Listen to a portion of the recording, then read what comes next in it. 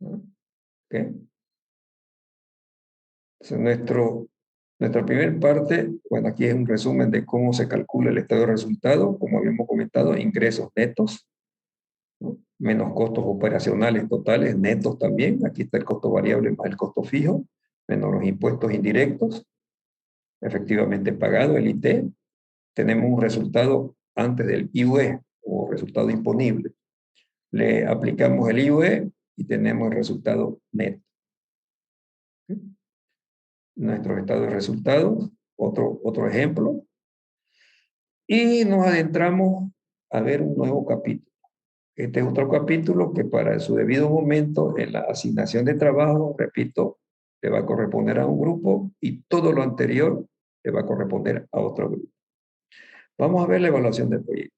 Si bien, ¿no? Si bien ya aquí tenemos una evaluación de algún resultado ya que está apareciendo, por ejemplo, en este ejemplo, es otro ejemplo, ¿no? Este es un resultado neto. Aquí podemos obtener, digamos, algunos indicadores con este cuadro, ¿no? Por ejemplo, ya el resultado neto es un resultado de gestión. En valores absolutos nos están indicando estos resultados que va a tener la empresa. O podemos, digamos, calcular indicadores relativos, como por ejemplo dividir el resultado entre la inversión total y tenemos una rentabilidad sobre la inversión. O podemos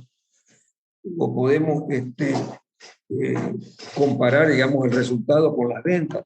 Podemos tener ahí un resultado sobre las ventas, ¿no? El ROA, el ROE, como conocemos. Pero más adelante vamos a comentar que estos indicadores, como lo que hemos comentado, el resultado de gestión, ¿no? Sea absoluto o relativo, no son los adecuados para decir si un proyecto es bueno o malo financieramente. ¿Ya? Ya vamos a ver el por qué, ¿no? O sea, aparentemente aquí, este es un proyecto bueno, por los resultados que nos están dando, por ejemplo, de este ejemplo. Pero no sabemos en cuánto. No podemos decir, es bueno porque, bueno, el primer año tiene pérdida, pero se compensa con los otros años que solo tienen utilidades. Bueno, pero no tenemos la respuesta. ¿Y cuánto es su rentabilidad? De repente puede decir uno, podemos sacar un promedio y ver, digamos, el resultado absoluto y relativo con respecto a las inversiones, ¿no? Vuelvo a repetir, más adelante vamos a hablar un poquito más al detalle sobre cuáles serían los indicadores financieros apropiados para definir si un proyecto es viable o no viable financieramente. En este caso ya de entrada le decimos, este no es apropiado. Por ello nos vamos a ir a ver el tema de la segunda parte, que es la evaluación del proyecto. ¿Ya? Entonces, en la evaluación del proyecto podemos tener tres tipos de evaluaciones: la evaluación financiera, la evaluación económica, la evaluación social. Nosotros más vamos a desarrollar la evaluación financiera, ¿ok?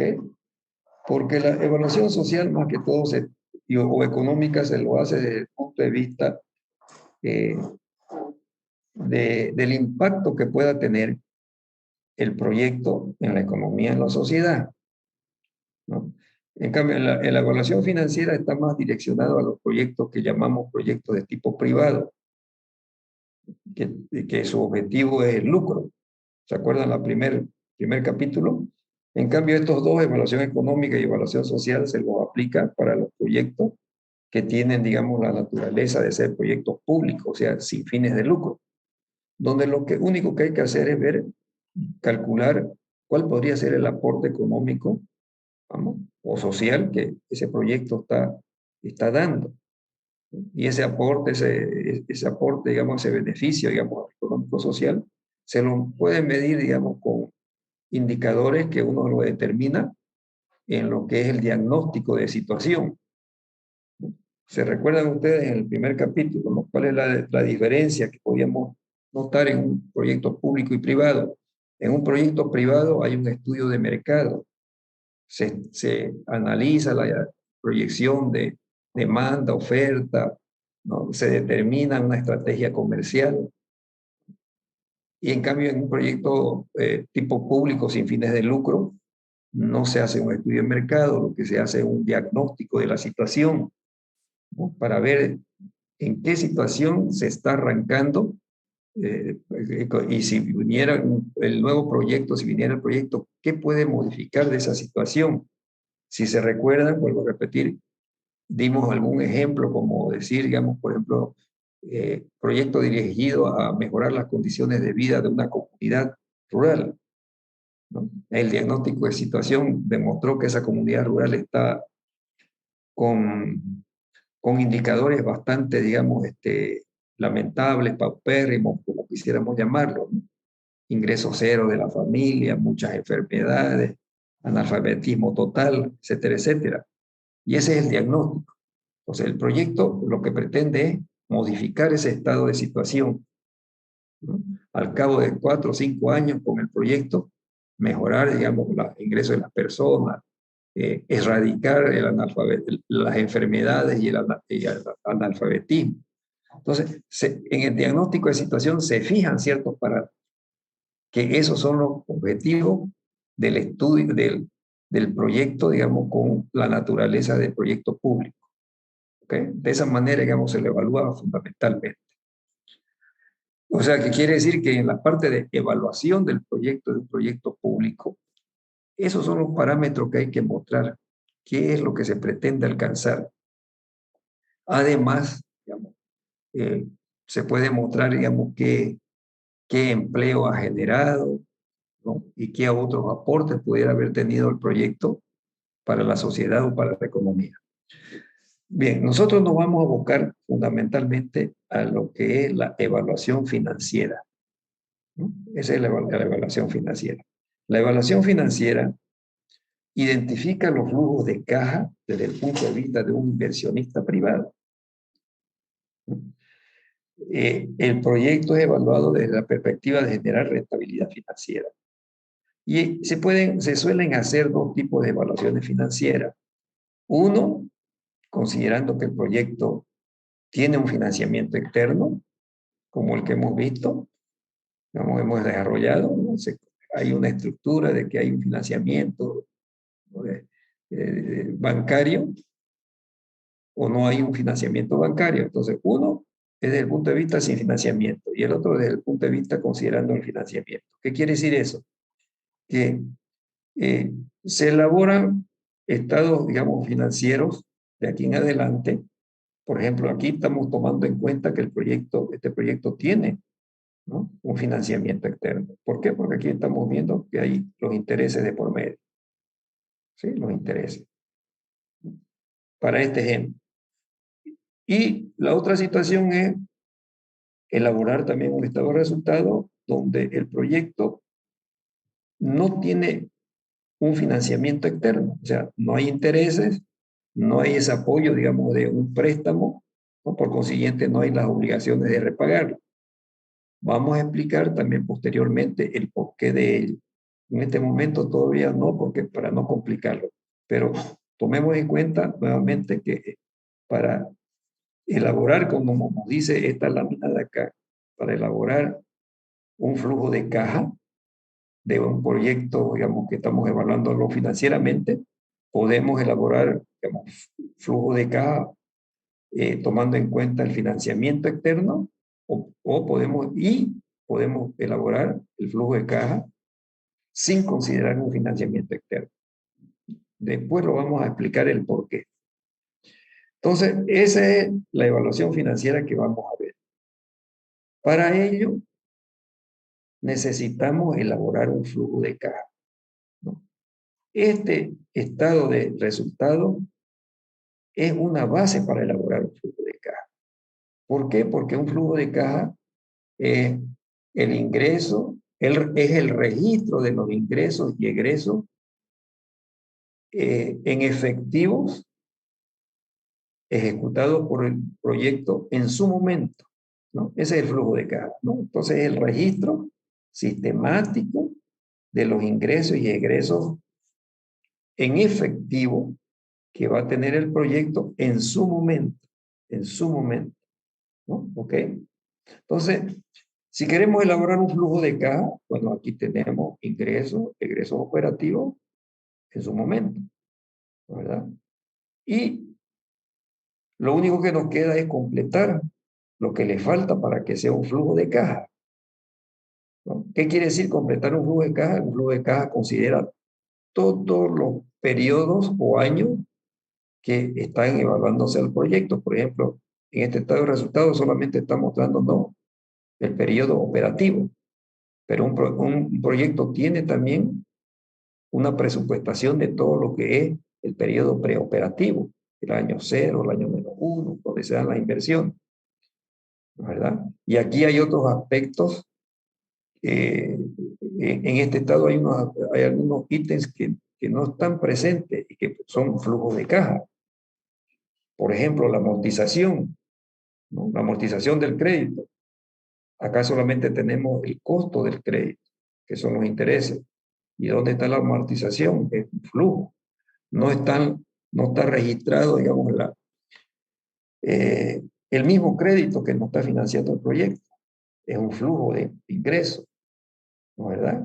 Y otras cosas como, por ejemplo, la depreciación. La depreciación es un costo contable que no tiene que entrar, digamos, dentro de un flujo de caja, ¿sí? Porque es un costo contable. ¿Por qué es un costo contable? Porque está recuperando un monto de inversión que se realizó anticipadamente. O sea que ese monto de inversión tenemos que registrarlo en el momento en que ocurrió. Eso dice el flujo de caja, ¿no? Es el registro sistemático de todos los ingresos y egresos en efectivo que tiene un proyecto en su momento. El registro en su momento.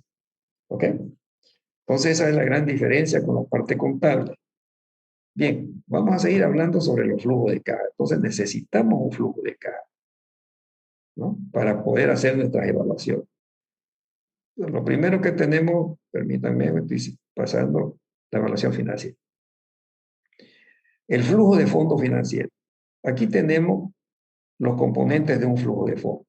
Los ingresos brutos del proyecto, los egresos brutos del proyecto. El flujo neto de fondos es el resultado de comparar los flujos de ingresos y egresos en su momento, ¿verdad? En efectivo. Y tenemos una gráfica de un flujo de caja que ustedes con toda seguridad ya lo han visto todo esto. Este flujo de caja nos está representando, entonces esta gráfica nos está representando un flujo de caja. ¿Ya? Volvemos a repetir aquí todo el horizonte de vida del proyecto, ¿no? El estado de resultados solamente nos refleja esta parte operativa. Entonces, en un flujo de caja tenemos todo el horizonte, desde los periodos, desde el periodo, digamos, preoperativo hasta el final. ¿Ya? Entonces, gráficamente, digamos, las flechitas para arriba son flujos, digamos, de ingresos, las flechitas para abajo son flujos de egresos. Son las inversiones, ingresos operativos efectivos, ingresos operativos efectivos, y el último año, aparte de lo que son los flujos operativos de ingresos y egresos, tenemos que calcular el valor residual o valor de salvamento de la empresa, o sea, del proyecto, ya el último año. Hay que considerar que nosotros, para evaluar un proyecto, tenemos que cortar en un determinado momento los flujos de ingresos y egresos, ¿sí? A efectos de calcular indicadores financieros. Reiteramos que el proyecto va a seguir funcionando año futuro, N años futuro, no sabemos cuánto. Y lo que se hace es valorar, ¿no? Todos esos flujos futuros o los activos en el último año. Esta segunda gráfica nos está diciendo que el flujo neto se lo obtiene haciendo la operación ingresos menos los egresos operativos. Entonces, para evaluar un proyecto tenemos que llegar a conocer el flujo neto de caja. Con esto vamos a calcular los indicadores apropiados para efectos de determinar si un proyecto es financieramente factible o no factible, financieramente. ¿Alguna pregunta sobre el concepto general de lo que son los flujos de caja?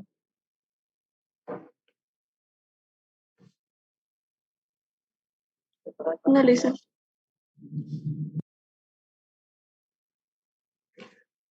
Bien, todo esto, vuelvo a reiterar, son temas conocidos por ustedes. Esta materia, reiteramos, es una aplicación de los conocimientos adquiridos, o sea que por eso de allí ciertos requisitos, ¿no? Haber visto todas las otras materias anteriores relacionadas a lo que ya hemos visto, ¿no? Estadística, finanzas, ¿no? En finanzas han visto todo esto. Finanzas 1, finanzas 2, creo que llevan ustedes muy bien. Matemáticas financieras, todo eso ya vamos a ver. Esto lo han visto en finanzas, ¿no? ¿Verdad? A objeto de conversar con ustedes y de que participen en algo. Esto, en qué materia lo ven? ¿En qué semestre? Todo lo que es, digamos, flujo de caja, cálculos de TIR, BAM, beneficio-costo, todas esas cosas que vamos a ver. ¿En qué semestre En lo ven? contra 3, dice. ¿En contabilidad? Ah, En caramba. contra 3. Tenía entendido que era en finanzas. Se ve en contra. Matemáticas financieras, ¿sabes algo? Financiera, ¿no? Todo eso. Ok, muy 2 bien. y... Bueno, sí, dice. entonces estamos, pero cualquier, digamos, olvido que tengan, digamos, o alguna duda, háganla, ¿ya? Háganla, porque yo estoy explicando de una manera en el entendido que ustedes conocen. De repente por ahí me sobrepaso, digamos, ¿no?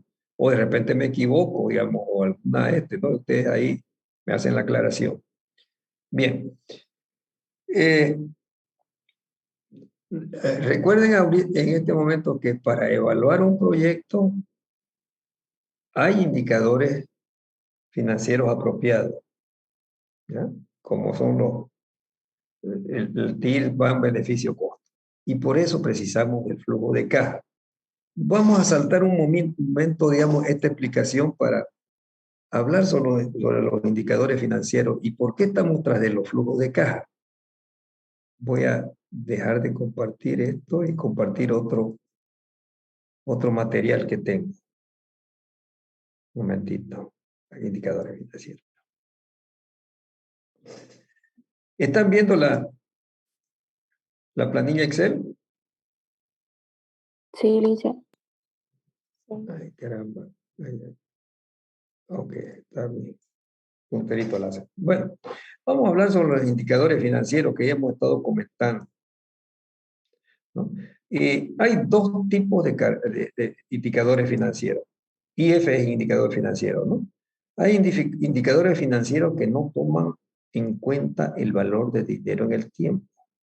Estos no son los apropiados para definir la factibilidad financiera de un proyecto. Ya lo indicamos. Entre uno de ellos, por ejemplo, está la rentabilidad de gestión absoluta o relativa, que la mostramos en el cuadro de pérdidas y ganancias, ¿no es verdad? ¿Sí? Esos no son los apropiados. Y hay otros indicadores financieros que toman en cuenta el valor de dinero en el tiempo. Estos son los apropiados para definir la factibilidad financiera del proyecto. A ver, expliquémonos qué consiste eso de tomar en cuenta el valor de dinero en el tiempo, ¿no? El valor de dinero en el tiempo lo podemos explicar de esta manera, ¿verdad? Por ejemplo, aquí tenemos un flujo de caja de varios años, desde el año 0 hasta el año 5. El valor de dinero en el tiempo quiere decir que, por ejemplo, una unidad monetaria en un determinado periodo tiene diferente valor a una unidad monetaria en otro periodo. Por ejemplo, esta unidad monetaria, si yo lo recibiera en este año, el año 0, $1.000.000, ese $1.000.000 de aquí a 5 años va a tener otro valor. Es lógico, ¿no es verdad? Si yo lo aplico, digamos, a una determinada tasa de interés, pues lo voy a capitalizar y voy a tener un monto X acá, ¿no es verdad? O sea que, si yo, fíjense en esta formulita, aquí tenemos la fórmula financiera de cómo determinar el monto del dinero. Si yo pongo, en vez de ser $1 o $1.000.000, ¿no? A 5 años y al 10%, entonces voy a recibir el equivalente a desarrollar toda esta expresión de esta fórmula, ¿verdad? $1.000.000 por 1 más I, el 0,10, el 10% elevado a la potencia 5. ¿Sí? Entonces tengo, ¿no?, un valor diferente. De la misma manera, $1.000.000 en el año 5, su valor en el año 0 actual es diferente, va a ser menor inclusive, ¿no es verdad? O sea, si yo espero recibir $1.000.000 de aquí a un año, ¿no? O de aquí a 5 años, y quiero ver cuál es el equivalente de haberlo recibido en este año, tengo que hacer una actualización, ¿no? Quiere decir que ese $1.000.000 tengo que dividirlo entre esta misma expresión, 1 más i elevado a la potencia n. ¿Sí? Entonces tiene diferente valor. A eso nos referimos con el valor del dinero en el tiempo. ¿Ok? Si ustedes recuerdan, digamos, el estado de resultado no tiene, solamente nos da el valor de cada año, de cada gestión. Ahora, dentro de los indicadores que no toman en cuenta el valor del dinero del tiempo y que no son apropiados para definir la factibilidad financiera, tenemos varios. Las rentabilidades, nuevamente, que habíamos indicado, que puede ser el valor absoluto, ese valor que tenemos ahí, o relativo, ¿no? Si lo comparamos con las inversiones, si lo comparamos con las ventas. Podemos tener el punto de equilibrio, también calcular punto de equilibrio, para eso dividido en costo fijo, costo variable, nuestros costos, ¿no es verdad? Periodo de recuperación de la inversión, todos esos son indicadores que no toman en cuenta el valor del interés en el tiempo. Pero estos indicadores no quiere decir que sean, que no sirvan para nada, no, es para efectos de definir un proyecto, la factibilidad o no de un proyecto, porque un proyecto tiene varios años que considerarse, los preoperativos y los operativos. A veces son 5, 10, 15 años, ¿no? Que uno tiene flujo de caja. Por eso es importante el valor del dinero en el tiempo. Estos indicadores son adecuados para medir el resultado de gestión, de una gestión específica, ¿no? Para el año 1 tuve tanto de utilidad, esa es, digamos, me puede complementar, ¿no? O puedo yo determinar el punto de equilibrio de ese año. O sea, son adecuados para la administración de una empresa, de un proyecto, en cada gestión, de una empresa, no de un proyecto. ¿Sí? Son útiles para eso. Y para proyectos, son complementarios a los indicadores financieros que toman en cuenta el valor del dinero.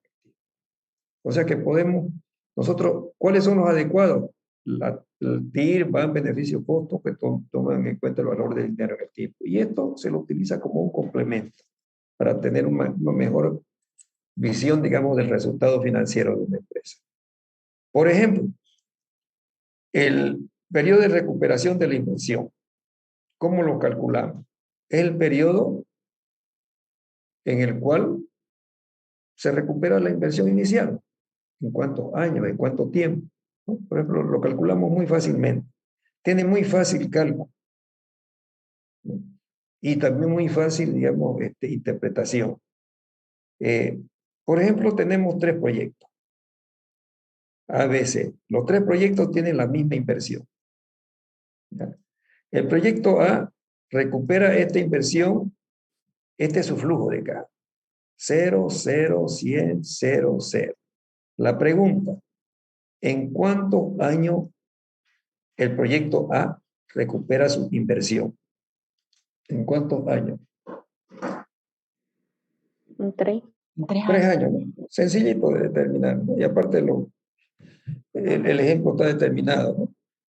Otros hacen la sumatoria, ¿no? Y ven, digamos, en cuántos años el monto total dividido entre 100 nos da la cantidad de años.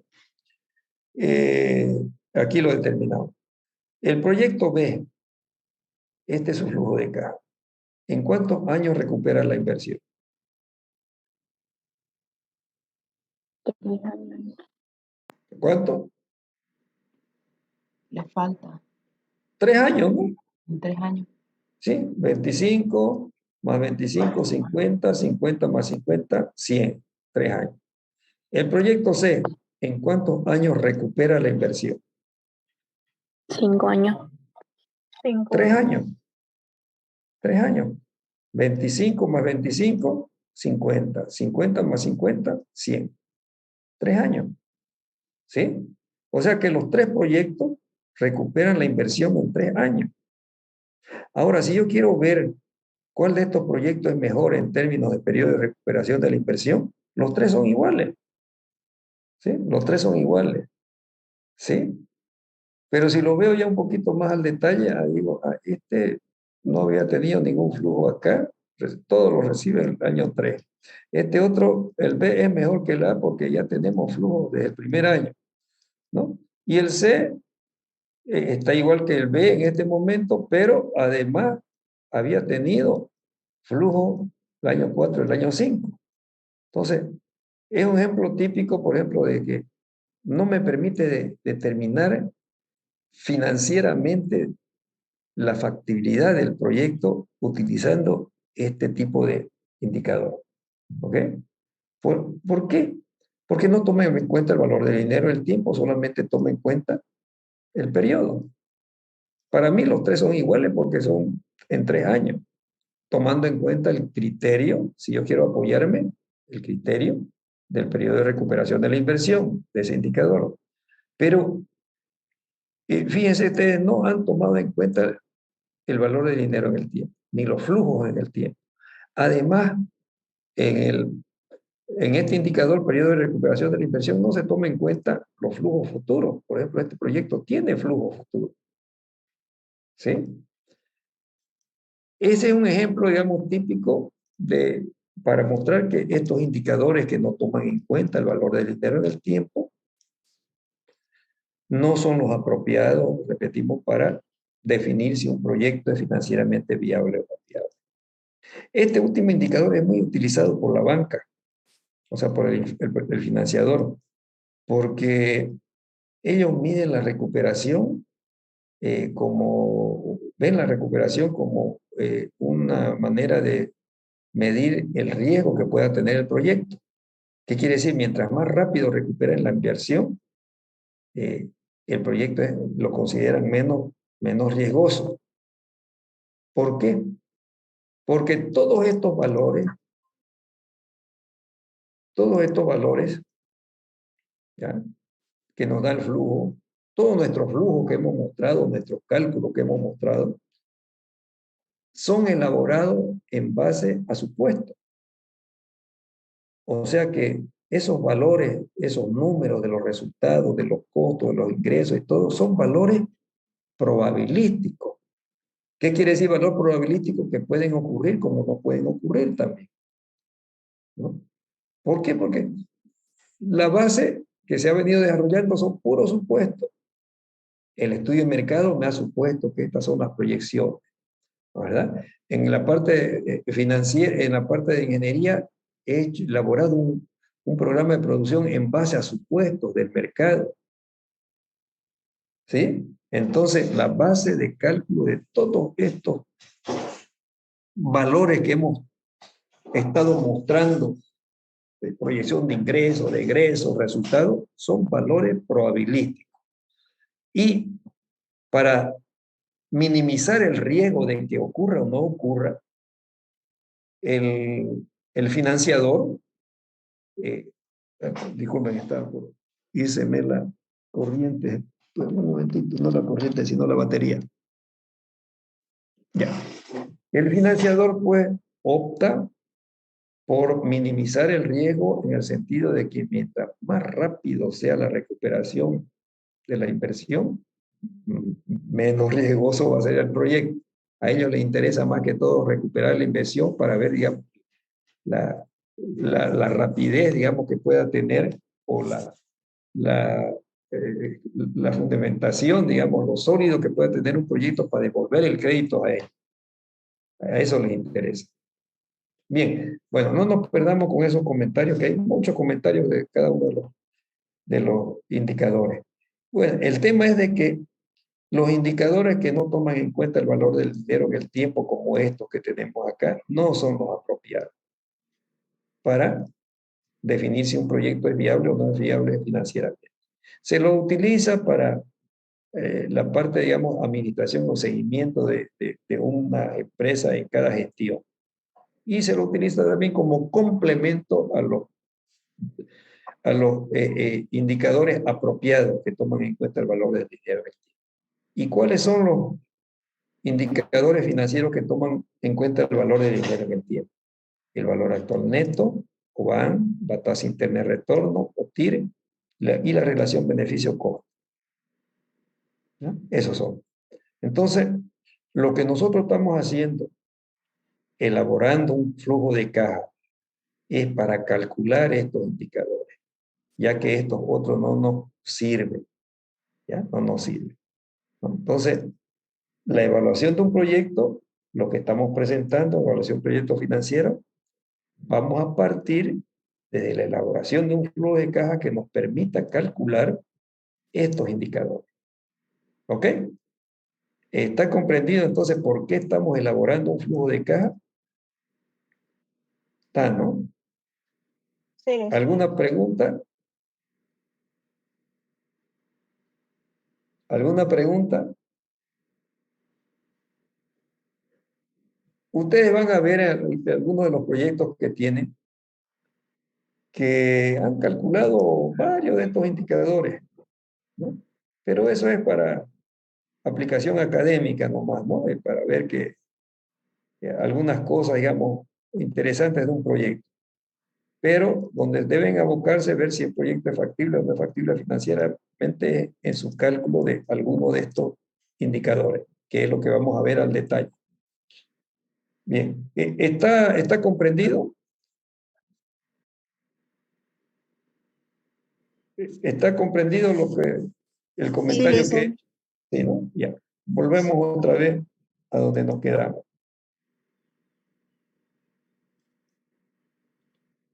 ¿Dónde fue que nos quedamos?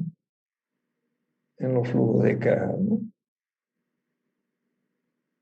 En los flujos de caja.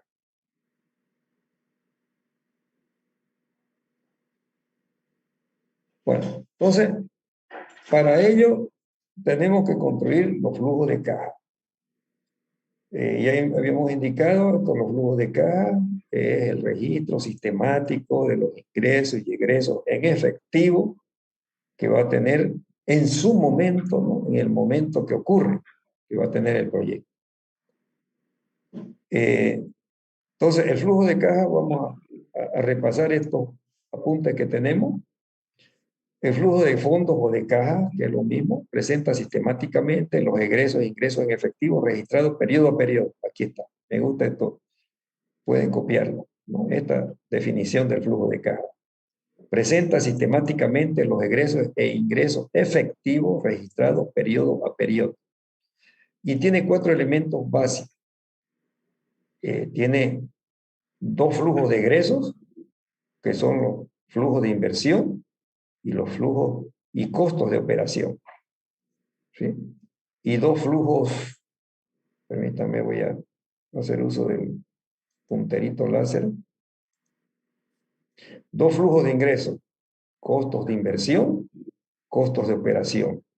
Y 2 flujos de positivos, los beneficios, o sea, ingresos de operación, y el valor de salvamento de los activos del proyecto, o sea, el valor residual. Esto nos habíamos comentado que el último año hay flujo operativo y hay, o sea, de ingresos operativos y costos operativos. Además, hay un monto correspondiente al valor de salvamento o valor residual de la empresa, porque estamos cortando la empresa a efectos de evaluación. Entonces, tenemos esos 4 elementos básicos de un flujo de caja. Existen varias formas de construir flujo de caja de acuerdo a los objetivos que se pretenden, ¿no? Obtener, por ejemplo, medir la rentabilidad del proyecto o la rentabilidad de los recursos propios o la capacidad de pago de un préstamo eventual. Además, hay varios formatos para elaborar un flujo de caja. Yo sé que ustedes deben manejar algunos de ellos, muy bien. Yo al menos conozco unos 3 formatos, ¿no? ¿Verdad? Pero cualquiera de los formatos que utilicemos tiene que darnos el mismo resultado, el mismo flujo neto. ¿Ya? Cualquier formato que utilicemos. ¿Sí? Por ejemplo, hay unos que utilizan previamente el cuadro de fuentes y uso de fondos para elaborar su flujo de caja. Está correcto. Hay otros que clasifican los flujos en operativos y flujos de inversión. Está correcto, ¿no? Y hay otros, digamos, que no lo clasifican, pero se sobreentiende que es lo que vamos a explicar nosotros, digamos, cómo, digamos, elaborar un flujo de caja, ¿no? Siguiendo el método o el formato que nos presenta el profesor Nasir Zapak, que ustedes tienen en su libro que le habíamos compartido. Continuamos. Un factor relevante es la correcta determinación del horizonte de evaluación, que en situación ideal debería coincidir con el horizonte de vida útil del proyecto. ¿Qué quiere decir eso? Oiga, es importante la definición de los años de vida útil o de evaluación que le vamos a dar al proyecto.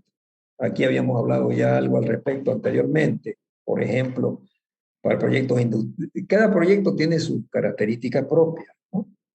Eso habíamos dicho, no hay nada escrito en la piedra, como dice, ¿no? Pero una recomendación, proyectos industriales, o 10 años, ¿verdad?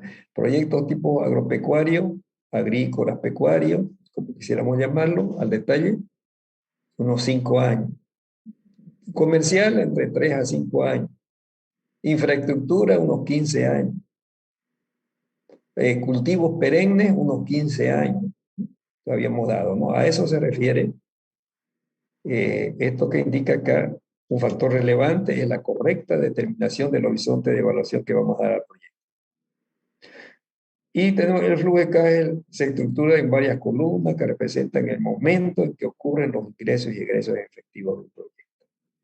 ¿Ok? Varias columnas. Voy a dejar de compartir esta parte teórica para que nos vamos a ver, digamos, en práctica, digamos, todo esto que hemos estado comentando y cómo lo estructuramos, el flujo de caja.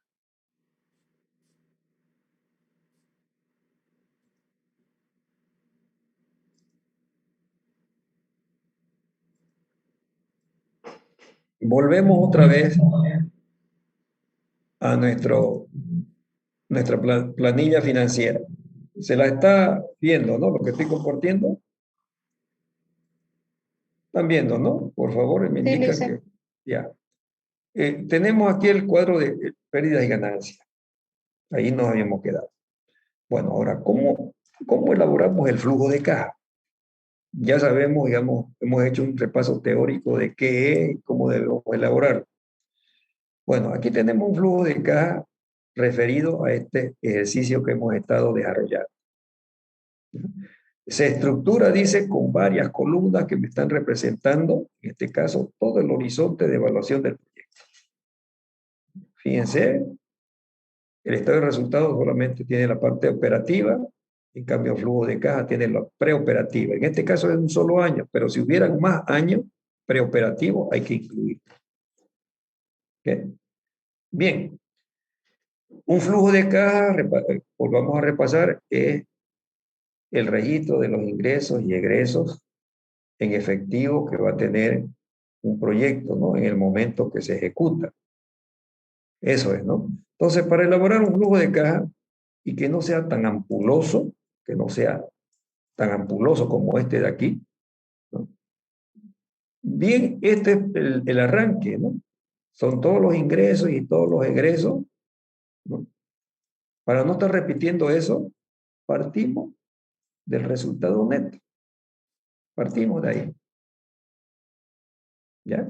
Entonces, el primer ítem, otra cosa, cuando elaboremos un flujo de caja, pongámosle el signo del flujo, si es un flujo positivo o si es un flujo negativo.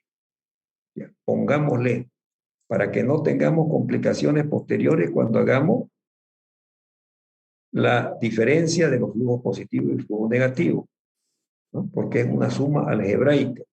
De repente por ahí nos olvidamos y sumamos lo que no debemos sumar o restamos lo que no debemos restar. ¿Ya? Bien. Entonces, para no estar repitiendo nuevamente los ingresos y los costos, arrancamos con el resultado neto. ¿Ya? El resultado neto es este de mí. Fíjense, es el mismo. Los mismos 20,000, los mismos 20,000. ¿Sí? Entonces, aquí este flujo puede ser positivo o negativo de acuerdo al resultado que tengamos.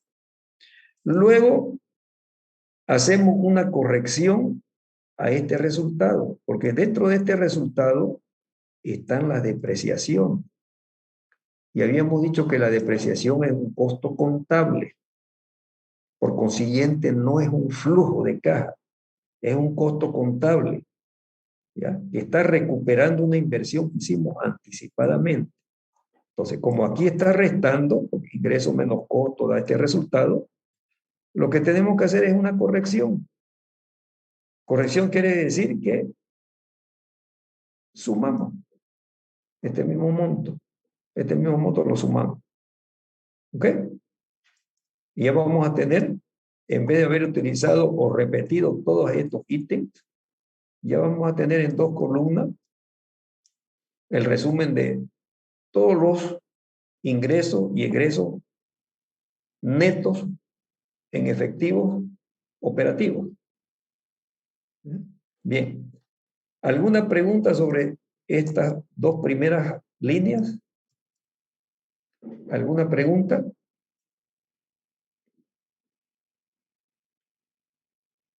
¿Alguna pregunta? ¿Está claro de dónde estamos, cómo estamos elaborando el flujo de caja? Sí, licenciado, está claro. Está claro, ¿no? Bien.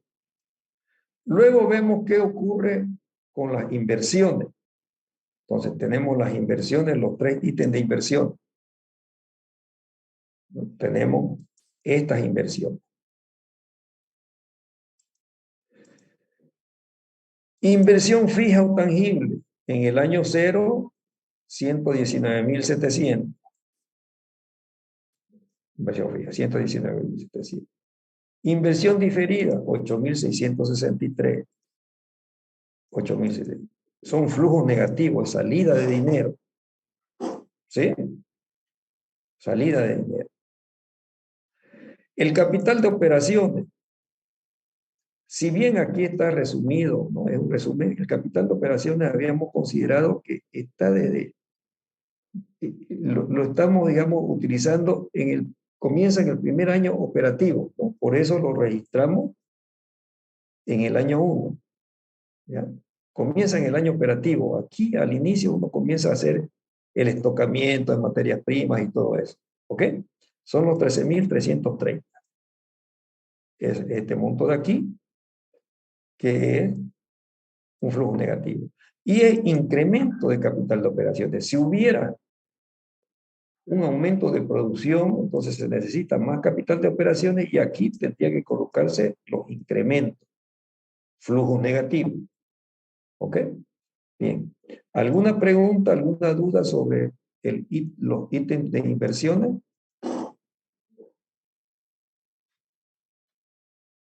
¿Alguna duda sobre los ítems de inversiones?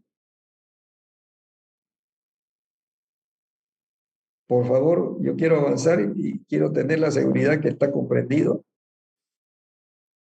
Vale, eso. Está comprendido, ¿no? Bien. ¿Y cómo vamos a financiar el proyecto?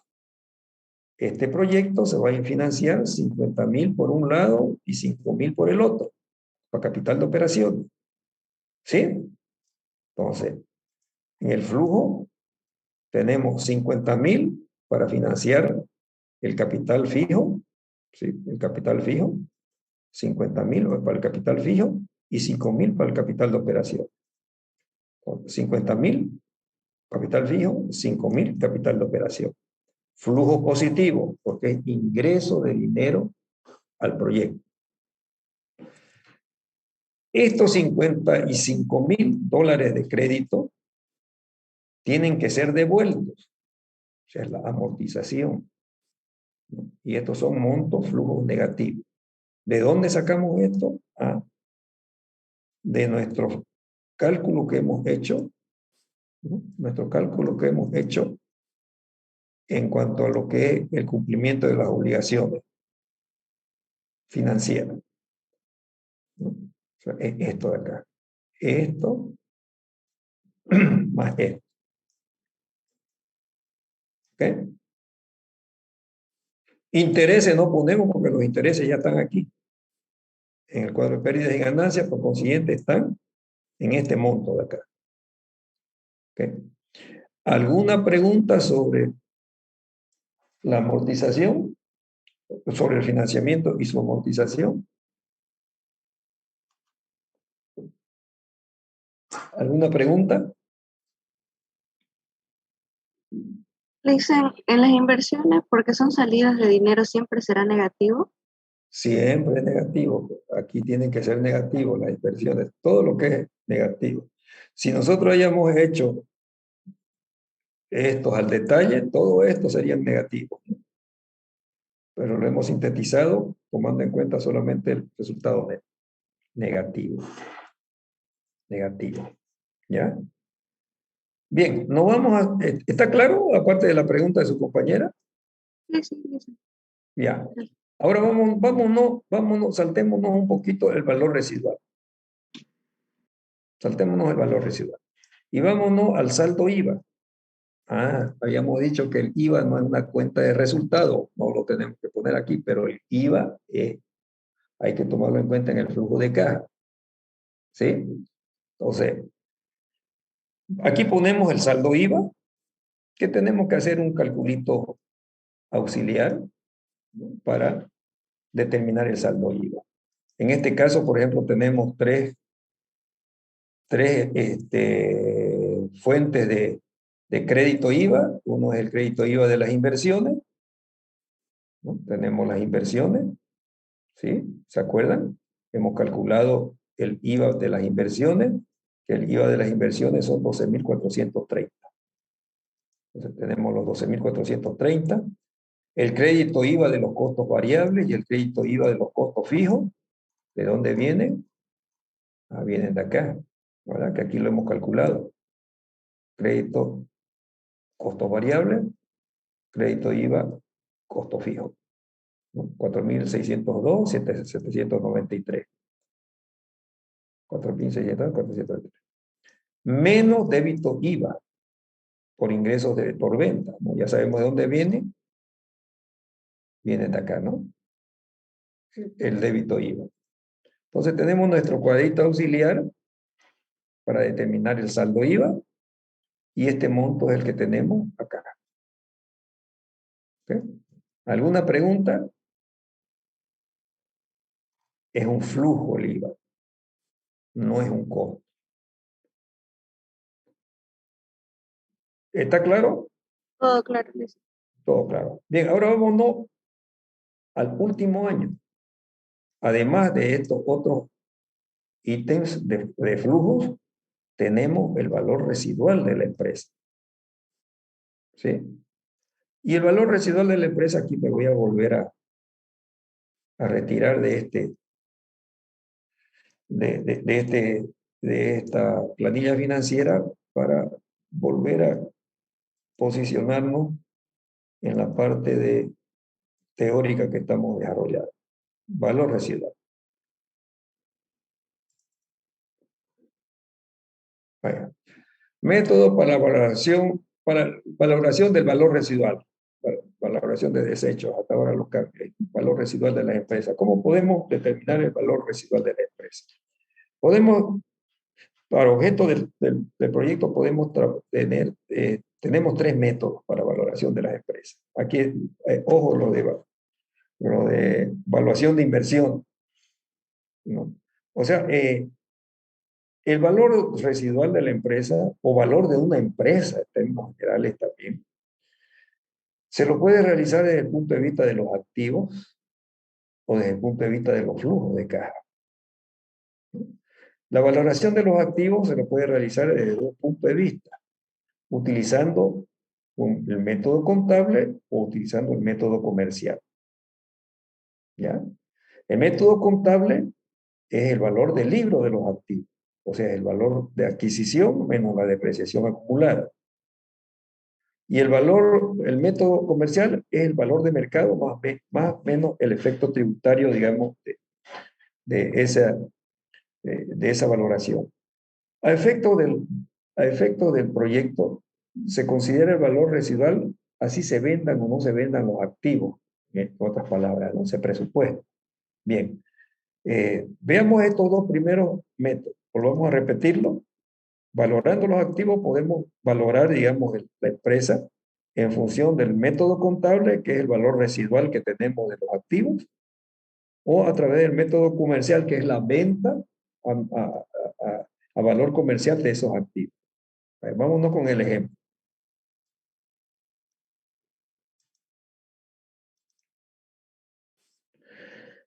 Quiere decir que aquí, en esta línea, en este monto de aquí, ¿no?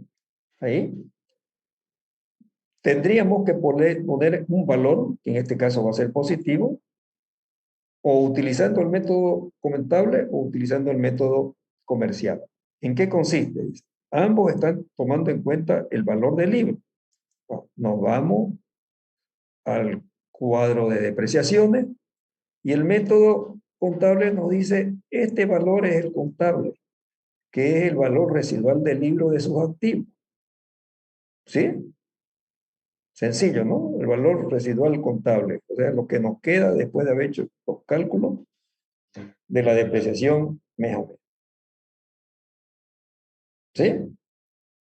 Este método a objeto del de los proyectos es el que más lo utiliza. ¿Por qué? Porque es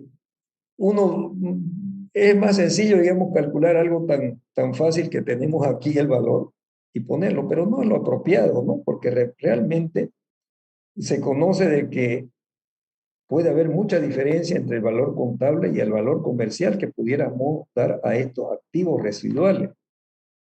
¿Qué quiere decir, por ejemplo, un vehículo que tenemos valor, bueno, contablemente saben ustedes que es 1 máximo, ¿no? No podemos tener 0, ¿no? No tiene ya valor, lo hemos depreciado, hemos recuperado completamente. Pero ese cacharrito de 5 años se lo puede vender o tiene un valor comercial. Entonces, el más apropiado sería el valor residual comercial, pero no se lo utiliza mucho en la práctica el proyecto por el hecho de que hay que valorar comercialmente todos estos activos residuales. Y para eso es todo un trabajo técnico comercial. Algunas veces se hace, ¿qué podíamos hacer, digamos, con recomendación? ¿Cuál es el trabajo técnico comercial? Bueno, de una manera sencilla, hacer toda una investigación, en este caso, porque no vamos a estar poniendo técnicos para que valoren, digamos, cuánto es el valor de los activos que tenemos, que nos valoren cuánto cuesta un vehículo, que nos valoren cuánto están comercialmente las obras civiles, etcétera, etcétera, que nos valoren el terreno, ¿no? Porque el terreno, si fue adquirido en 30,000, por ejemplo, aquí, sabemos que en muchos casos, como en Santa Cruz, digamos, esto va a tener una plusvalía y va a valer mucho más. Bueno, todo ese es un trabajo técnico comercial que la recomendación es que si quieren optar por ello, de una manera un poco sencilla, es hacer una investigación y ver cuál sería el valor comercial de activo con este mismo años de uso. Por ejemplo, un vehículo con 5 años de uso, ¿cuánto tendrá el valor? Los muebles, etcétera, etcétera. Pero ahí nos complicamos nosotros en las maquinarias y equipos, ¿no? Realmente que no somos técnicos, tendríamos que tener un técnico que más o menos nos dé alguna pauta, ¿no? Ahora sí podríamos en algo, digamos, hacer alguna estimación de lo que podría valer un terreno, digamos, ¿no? En este momento. ¿Sí? Eso se puede. Entonces, es una investigación que hay que hacer. Por ello es que no lo utilizan en proyectos este método. Más lo utilizan esto. Pero este es el más, vuelvo a reiterar, este es más apropiado. Es el más apropiado. ¿Ok? Entonces, en la última columna, volvamos otra vez a nuestro cuadrito. En la última columna, ¿dónde está nuestro flujo de caja? Acá. En la última columna, tendríamos que poner el valor ese residual del libro. ¿Ok? Y si utilizamos cualquiera de estos dos métodos, o el contable o el de comercial, tenemos que poner otro ítem más que se llama recuperación del capital de operaciones. Aquí es este mismo monto. pero en positivo. ¿Ya? 13.330. Positivo. El valor del libro más 13.330. Este no es el valor del libro, este es otro valor que lo dejo ahí. ¿Está entendido? Entonces, ese es el último, en el último año, ese es el valor residual de la empresa, tomando en cuenta el método contable o el método comercial de valoración de activos. ¿Okay? El otro método es la valoración del flujo de caja, o se lo conoce como método económico. Aquí se calcula el valor residual de la empresa como el valor de un flujo perpetuo de caja. Económicamente es el más utilizado. ¿Ya? Vamos a explicarlo.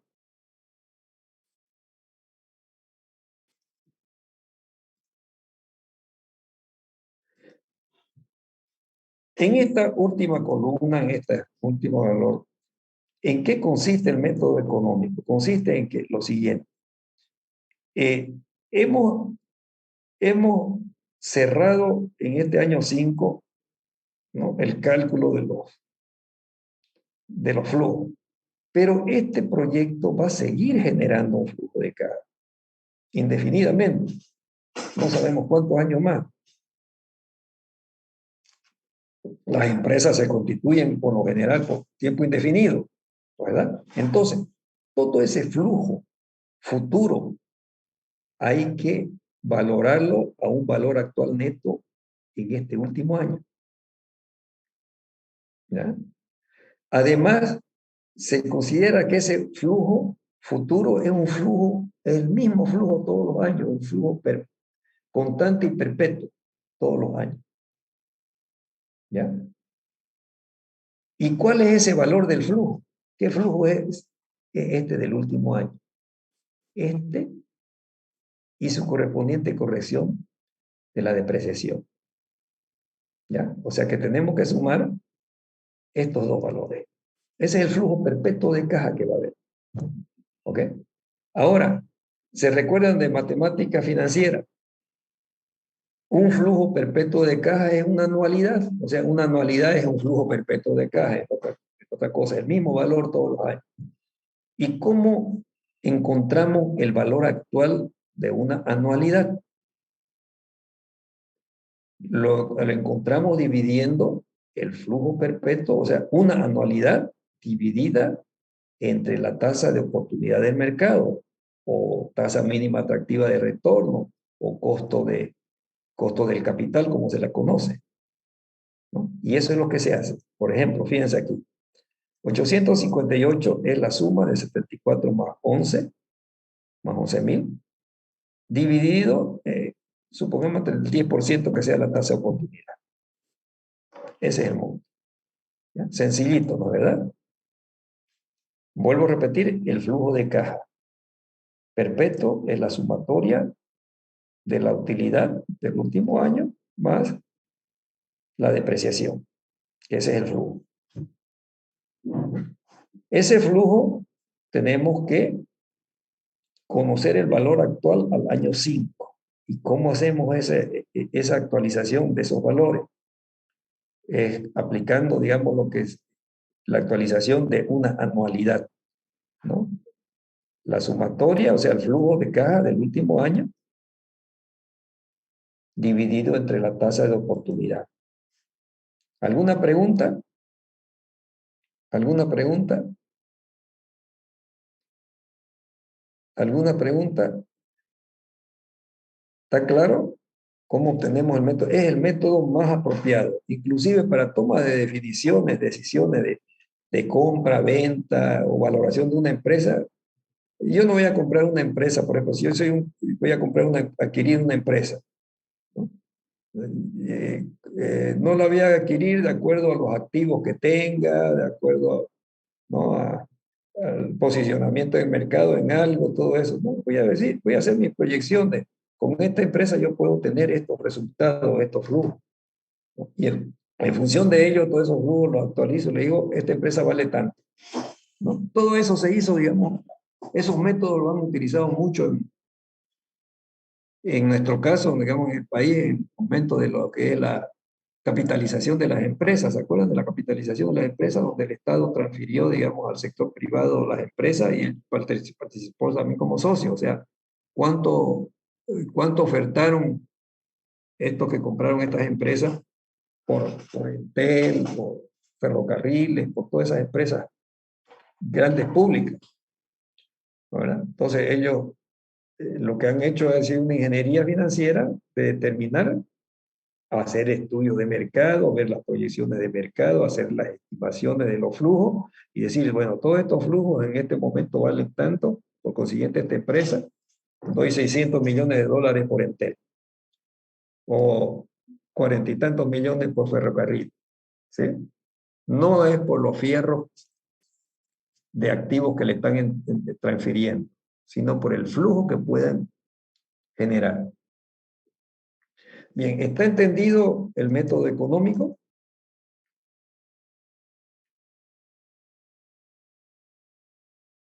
Bueno, Sí, licenciado. ya. Ahora, cuando se utiliza el método económico, ya no se tiene que poner este valor de recuperación del capital de operaciones. Ya no se lo tiene que poner. ¿Ya? ¿Por qué? Porque el capital de operaciones lo necesitamos para generar ese flujo de caja que estamos proyectando. No es como en el otro caso, cerramos la empresa y vendemos todo, o contablemente o a valor de mercado, ¿no? Y entre ese todo está pues la liquidación de lo que es el capital de operación. ¿Ok?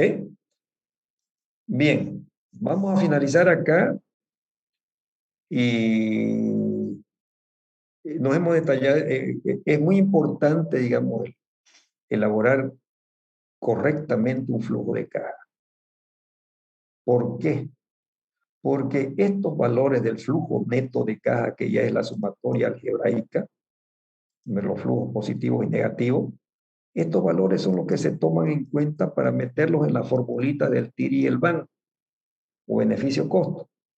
Por eso, si estos valores están mal calculados, tanto en la elaboración como en los cálculos anteriores que hemos hecho, pues vamos a tener valores errados o diferentes, ¿no?, de estos indicadores financieros. Bueno, volvemos a hacer la próxima clase un repaso rapidito.